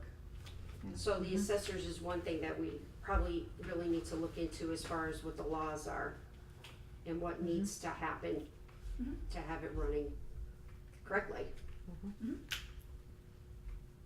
We appreciate everything that you do. I won't call you out to my house. For abatement. Yeah, what's your abatement schedule? Yeah. Yeah, your taxes will be this much higher when they finish abating here. No, I like them a little lower.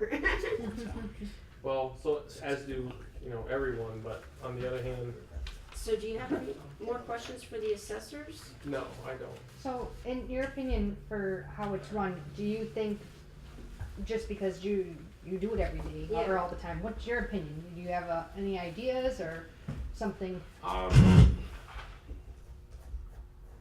I think it runs fine, Okay. but And with your 5-hour-a-week assistant, so you, as long as the person is there 20 hours a week, she's the- based out of your office. based in the office there, that's But fine. she can do her obligations to Yeah, a the lot other of- departments out of your She'll office. be working on town clerk stuff or Right, so if somebody Dave will comes give in, her she's a just project. there. Yeah. Yeah. 'Cause if I'm out doing permits or at a meeting, Right. at least the office is open as well for the 4 hours a day. Does the town provide you with a car since you're driving around a lot? I get mileage reimbursement. Is there any old police cars that can be refurbished that are sitting over there? I have no idea what's over Since there. we're paying insurance on them anyways, to let him drive? Probably mileage is cheaper. It probably costs more for insurance on the car than I get in mileage. But we're already insuring them, they're just sitting there, that's what I'm saying. I would think if they're not being used, I'm pretty sure that the insurance committee has them off Yeah. at this point. Yeah, and bear in mind, Dan's not driving to the New Hampshire border and back. I know, but the Yes, little small I mean- trips add up. Car Hadley's, takes abuse. At least not that big a I area. know. It's okay.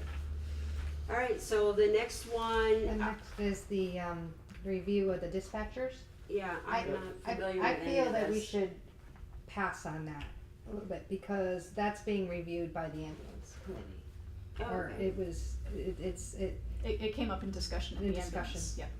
And so I think that we ought to let them, Finish finish the, looking at all the options first. Can I just ask, what was the thought of having it on the agenda? I didn't put that one on. Oh, okay. I think we agreed to have it as a standing item Yeah. article. But maybe, I know you spoke to the mayor of Northampton about getting together with their dispatch, but they didn't wanna do that. Yeah, just an exploratory conversation to see if they even wanted to talk about it, and he said no. No? And the reason, I talked to him was because they had gone through, years ago, I don't remember, I lose track of time, but, I remember sitting with Dennis Huckowitz, so we went over to Amherst, and John Musanti was trying to organize a regional dispatch conversation that would have involved UMass, Pelham, I wanna say even Belchertown, I can't remember, it was a very full room Did you of have their people. own?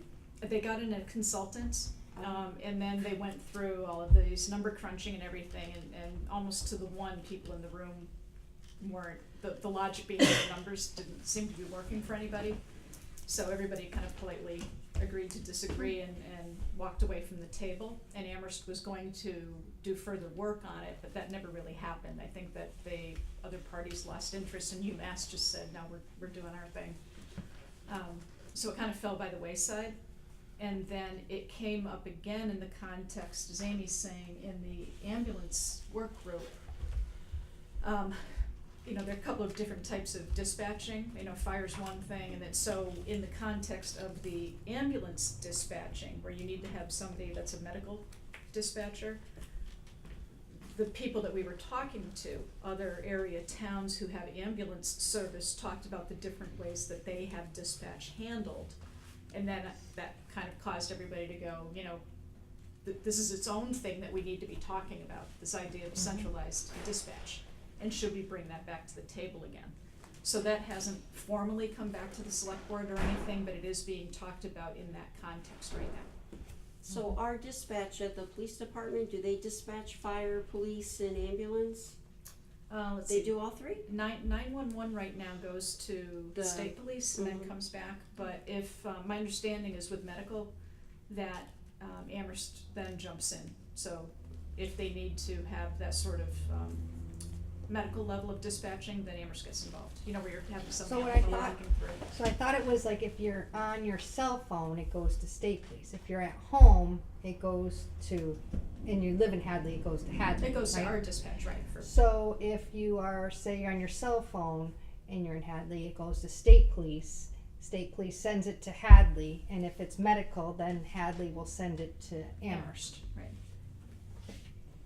It all works, but again, you know, And I That's a is that the best stressful way to- job, I know my daughter does it, so. And I think a lot of them were using state, when we were interviewing people, a lot of places just use the state police, it seemed like, for dispatch. correct.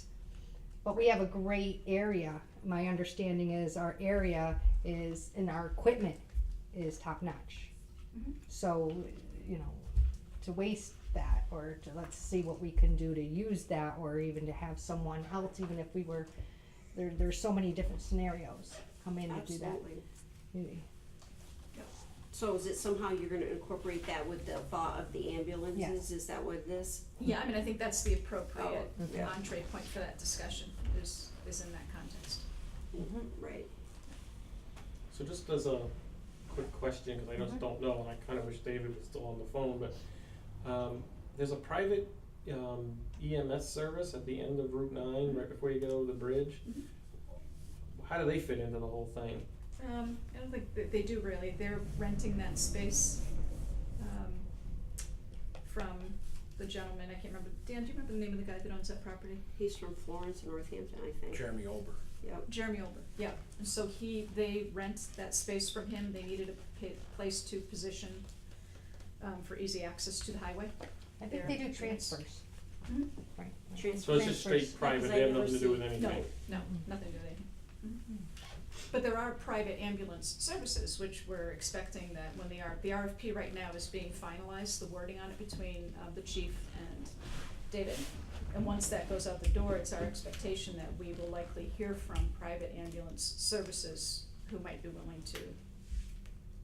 So I have a question, so, because I don't attend the ambulance meetings, is the thought of getting our own ambulances for Hadley, correct? Not right, you know, maybe, but down the road. Well, I'm thinking this land that you're wanting to purchase in North Hadley, could somehow that be the home for a potential? Well, I thought that when they looked at the substation, they looked at, you know, the opportunity, maybe it could house something there. Right. I mean, me didn't know. personally, I'm in favor of build what we need and allow for future expansion, Yeah. but you don't Yes. necessarily need to build for the future that hasn't happened yet. No, I was We just, have, again, competing needs right now, so I mean, it's certainly moving. I just didn't know if it was ever talked about, What was where it talked- would be. The land. Yeah, well, the question becomes, you know, you have Central Station and then you have, again, jumping ahead, whether this land goes or not, but certainly if the substation were to be built on that land, there's far more opportunity for future expansion and use there Right, than there so would it's be 9 acres in the as lot opposed next to to Mm-hmm. North Hadley Hall. But no, there hasn't been any conversation right now about building anything for an ambulance. I was just curious. And maybe Molly, you can address this question. I'm not gonna come to these meetings anymore. Well, You might as well just sit up here, because David's not here, so you're so getting right, it yeah, all. you have to be David in this particular case, but at one point in history there was a notion of selling the North Hadley Hall. Is that, what's the story there? Is that still a notion? Is there somebody who actually wants to buy it? Yeah, no, and it's basically on indefinite hold. So we had an offer, and then the select board said, you know, okay, go ahead and figure out if you, cause the offer was very contingent on zoning changes, and the ZBA didn't agree with the request. ZBA? Zoning Board of Appeals, Okay, yeah. did not grant those changes. So then, the purchaser was contemplating whether or not he would come back with a different configuration. And then everything really got heated up with the substation and everything going on there, so basically, the select board agreed to just put it on hold. My understanding is that purchaser is still interested, but it's not clear exactly what he could do with that building based on current zoning anyway. So he's fine with it being on hold, no one else is, you know, banging on the door, and we're just letting all of this play out first. Okay, so we won't know more about that until after this substation is decided, Correct. because. That won't even start moving again until there's a And do we know the decision. value of what that person had offered? I mean, is that something that's public, or? Oh, yeah. Yeah, it was like 70, or Maybe did he less go than up to, 100. oh, I wanna say 89,000, but I. 89. I wanna say 90. Yeah, yeah, Maybe? yep, it's not a lot, It's not a lot, but it's something, and it, isn't gonna buy your $400,000 land. it's not gonna buy you $400,000 land, but it's something, and it takes away a problem. well, it's also one time. Yeah. One But- time revenue. It's capital. Well, but it takes Not away a budget. problem, because then you don't have to deal with that building anymore, right? So all of these buildings that are hanging around here in various states of decay, at some point, are gonna either have to be taken down, or something's gonna have to happen with them. You can't just let them, this isn't Rome, we can't just leave them there for 2,000 years. Right. That's actually, I'm glad you just mentioned that, because that's another point about the library project cost includes the demolition of the Hooker School. So if the library project didn't go, that demolition cost would have to be added to something too. You just reminded me of that. Oh. But right now, remember that North Hadley Hall is our current substation, so it is an active use for the call force. Just the base to the side there. And will continue to be, and actually we authorized the spending of $5,000 $5,000. Yeah. to them, for them to modify the doors or do whatever they needed to make sure that they could keep the trucks in there for now that they need. I have one more question that I should have asked earlier. David gave us these figures, and I also asked at the select board meeting the percentage breakdown of the individual and family plans for the insurances. So has the town ever looked at different insurances or for cost savings, or a possible different split? So we had Joe Shea just this past month, I don't remember which meeting, he's the director of the Hampshire, the Insurance Trust, what's it called? Hampshire Group Insurance Trust. Hampshire Group Insurance Trust, Yeah. so he's, they're affiliated with the COG, but they're their own legal entity. And Joe Shea came in to talk about their financials and their claim experience. It's a self-insurance program, and historically, if you recall, the legislature and the governor back, I think dating back to Deval Patrick, were very much encouraging every municipality to get onto the GIC program, the group insurance for the state. And the comparative year after year between their plan and the Hampshire plan, ours won hands down. It provided better coverage, and the co-pays were better for the participants. So I don't think that has changed. In fact, Joe Shea said that piece of it has not changed. However, it's up to the group insurance trust to make a recommendation for their own financial health and stability. And people have been put on notice that they're having that conversation about this split between how much the town picks up and how much the individuals pick up. There's no foregone conclusion that any changes are being made. It's just that that conversation is starting because they have to look at their claims experience. So, yeah, I mean, that's becoming more, you know, it's a big line item in the town budget, as you know. I mean, it's like, what, $1 million or Over something? $1 million. Over $1 million. Yeah, I was just It's wondering huge. who determined the split, the 65-35, so you're saying That's done local, that's Yeah, done yeah, local? it is. because Yeah. most communities don't have the 65-35. Yeah, They're either 75-25 or 80-20. I don't know what Northampton's is, to be honest with you. We have one Ours of is the attractive, highest employee co-pays in the state Oh, for percentages.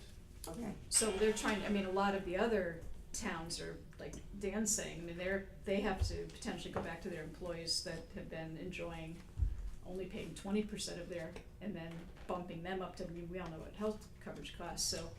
And what about the, is it the same split for the retirees? Yeah, I think it's across the board, isn't it? It's 50-50, isn't it, Oh, 50-50, 50/50 for, for retirees? It's 50/50?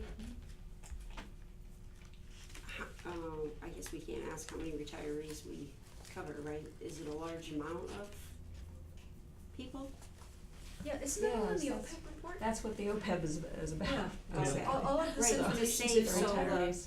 future. Yeah, why don't I get a copy, I can send you electron, I think, I may have, but now that you're asking it and you wanna see the answer, I'll Yeah. send you a copy of the OPEB report, Thank you. and it has a nice overview. Well, now in that there. we're trying to Right. look to see where Right, everything right. is and, Yeah, we need to. this Yeah. was, conversation was sparked at the, Right.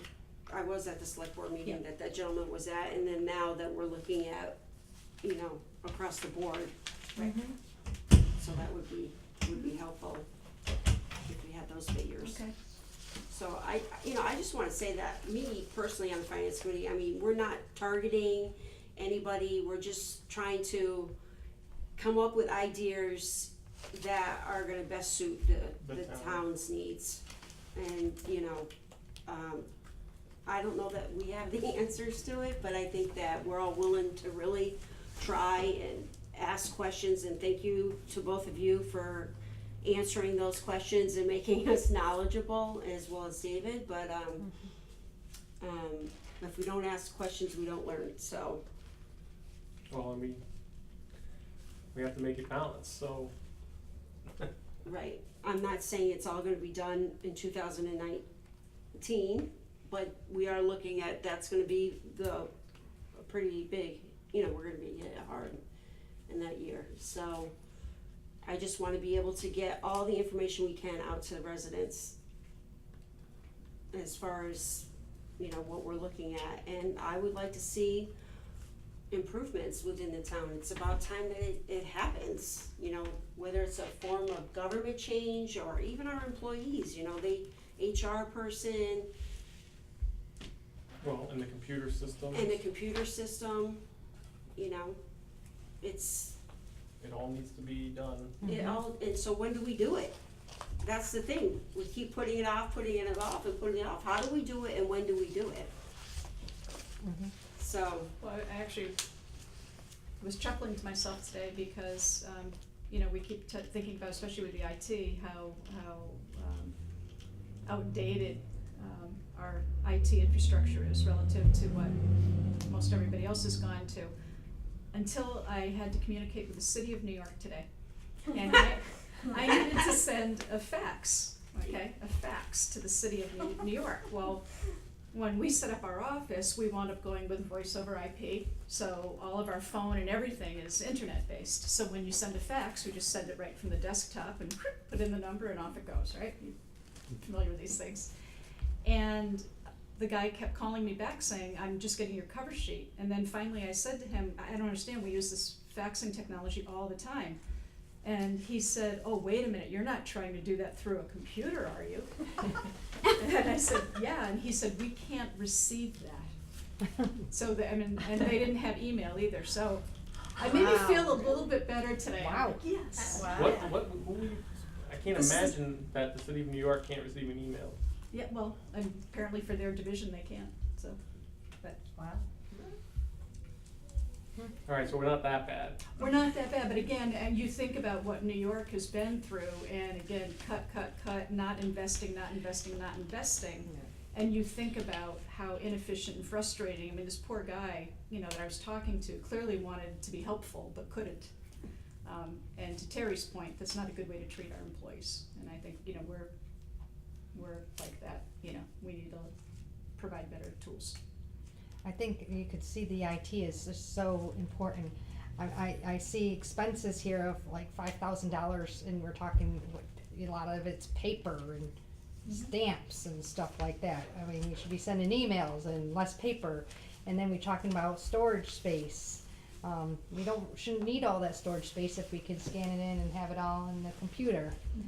And we talk about, you know, not just storage space for the papers there, but then how about these other departments, or like whether or not they off-site or in here at the office, and where's the papers.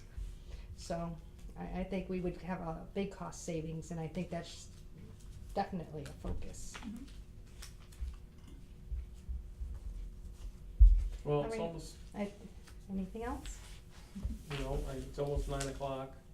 Let's see, the next thing is the special town, meeting, August 3rd, well, We we talked talked about that, because we're gonna push that off. The reserve fund, transfer requests, and, we're gonna push that off when David comes back, I believe.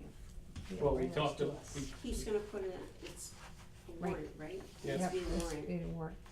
So that would be it. Anybody Right. have anything else? Nope. Do you have any?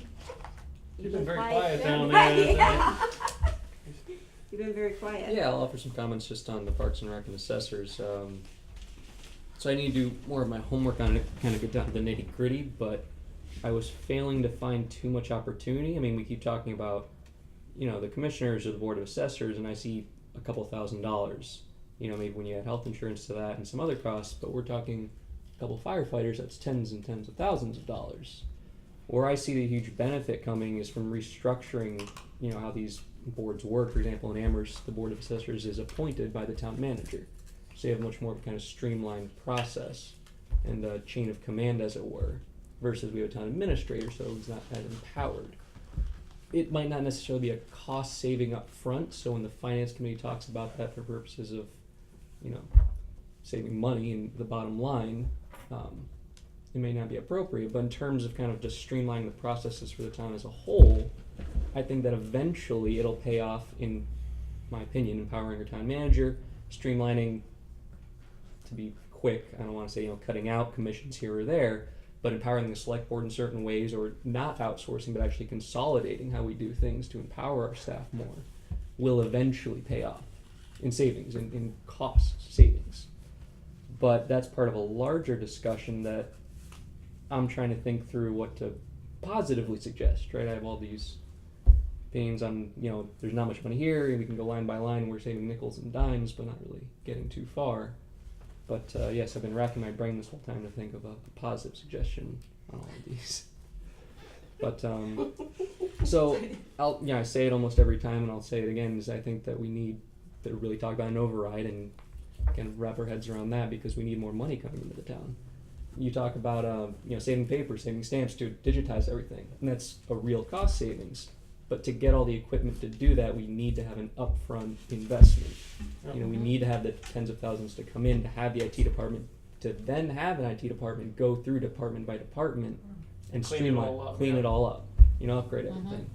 So I just see us, and not us as a committee, I see us as a town, having gone through, as I'm learning my history, kind of putting out fires, you know, believe me, David, putting out fires here and there, and cleaning up where we can to make this town ruthlessly efficient in some cases, which is great. But if it's always every year we have 3 or 4 things on the agenda that we clean up, and we don't restructure on a deeper level, we're always just going to have 3 or 4 things, because by the time we address these things, 10 years later, you're back to the first set of things that's outdated. Things just cyclically get outdated, and we're not addressing the systemic issues. So quickly, you talk about an override, which we've all have talked about. And so you see these items that on the town warrant, the 1.8 more million, the 400,000, the 810,000, and 3.5 million, how do you feel justifying those amount of monies when we're thinking that we might need an override? Just to keep body and soul together. Yeah, so what's your thoughts on that? Right, I mean, well, that's capital versus operating, so I think we educate the taxpayers on the one-time expenses versus the really enhancing our services. Mm-hmm. And we make the case that while we've done our due diligence in many of the cases on all these capital items, and we're going to explore all our options, we may need to push that back to really flush out all of our options. Mm-hmm. And I was actually gonna ask David while we had him, but if we can include some language, because I agree that I'm not prepared to recommend a lot of these articles, Mm-hmm.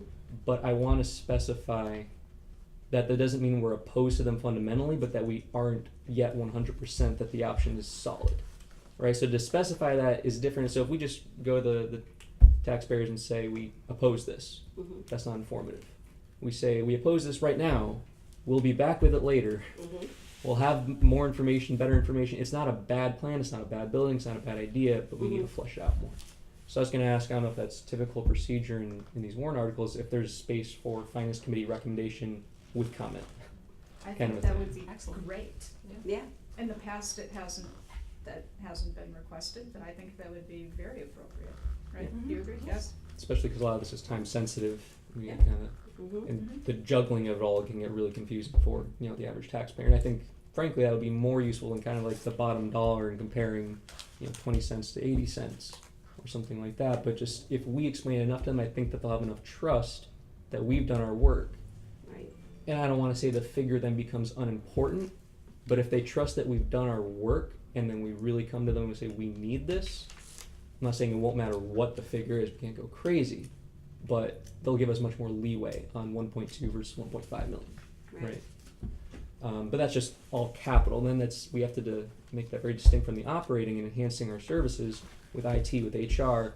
If we had a proper HR department, and if maybe David was empowered as a town manager, we'd have a much more streamlined process for evaluating our program coordinator in Parks and Rec, the actual staffing needs, and could we share these people across different departments and all that. Mm-hmm. That's what HR can do. That's what an empowered town manager with more time or more resources can do, rather than us having to do that on ourselves from committee to committee to committee. But again, that requires upfront investment. Mm-hmm. So it's a little chicken and egg on the capital stuff that we need and enhancing our services and staff. Right. But if we separate them and say we're making a case for both and how our timing works out, but then we enhance our staff with HR, with IT, all these things, then I think we'll start to see the benefits also on the capital side. You talk about sharing buildings, you talk about kind of consolidating services and stuff like that. There's only so much we can do as a board in our research and our questioning, endlessly questioning all of you. Thank you. No, we can make suggestions. Make suggestions, but to have dedicated staff to be able to research that and to come back to us, not just David and Linda and Mm-hmm. the few people we have, just enhances our capacity to explore those options. So that's how I present it to the taxpayer essentially. With enhanced IT, we don't have to dig through paper documents. I have trouble, as technologically adept as I am, Mm. keeping everything straight in terms of all the files and documents that we get on a regular basis. That's just one small example. So like I said, I think that enhancing our operating, enhancing our capital as one time, we make the case for them individually.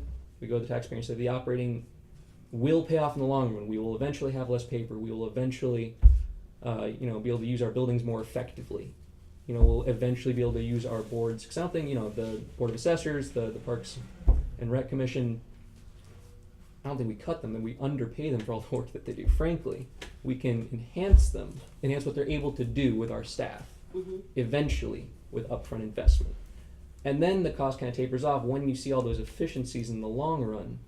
You're still going to keep that operating budget, but it opens up room with staff time and ability to enhance our services. So we won't say we're paying an upfront cost. It'll never go away. We're never going to cut HR eventually. But it'll open up our staff and our ability to do more in the long run. So we'll be able to enhance services, add more programs, add more, features and stuff for the But taxpayer. you mitigate your cost overruns going forward. Right, exactly. Better way of putting it. My only concern is this, I know the difference between operational and capital, Mhm. but to people, you might be able to explain the difference, but to them, they're looking at the bottom line Property number. tax bill. Property Right, but tax the bill, bottom it doesn't line- matter what it's going for. Yes, but Exactly. the bottom But- line can be misleading, whether in how we finance it or how we spend it. And I think it's our Right. job as a finance committee to push that education, to be as knowledgeable as we can ourselves on Right. all the intricacies of how it works, to field any questions, Right, and then to really push it through to Right. taxpayers that there's a distinction, and here's why both are important in different ways. right, and I'm just saying, and I agree with you, I'm just saying that my vision of it is that bottom line, I don't care how much you explain it to them, they're just gonna look at that that number. That's right, they're gonna, how much do I have to pay? How much do I have to pay, regardless of what it's for, or how it's being done? And, I don't want to, I think we really need to look at what we need for this town and do it right. And hopefully it'll, if we go for the override, it'll pass. But it just makes me Well, nervous. and we have to have a plan B if it doesn't pass. Right, So there has to be, what's gonna happen if it doesn't pass? And that may be a very ugly situation.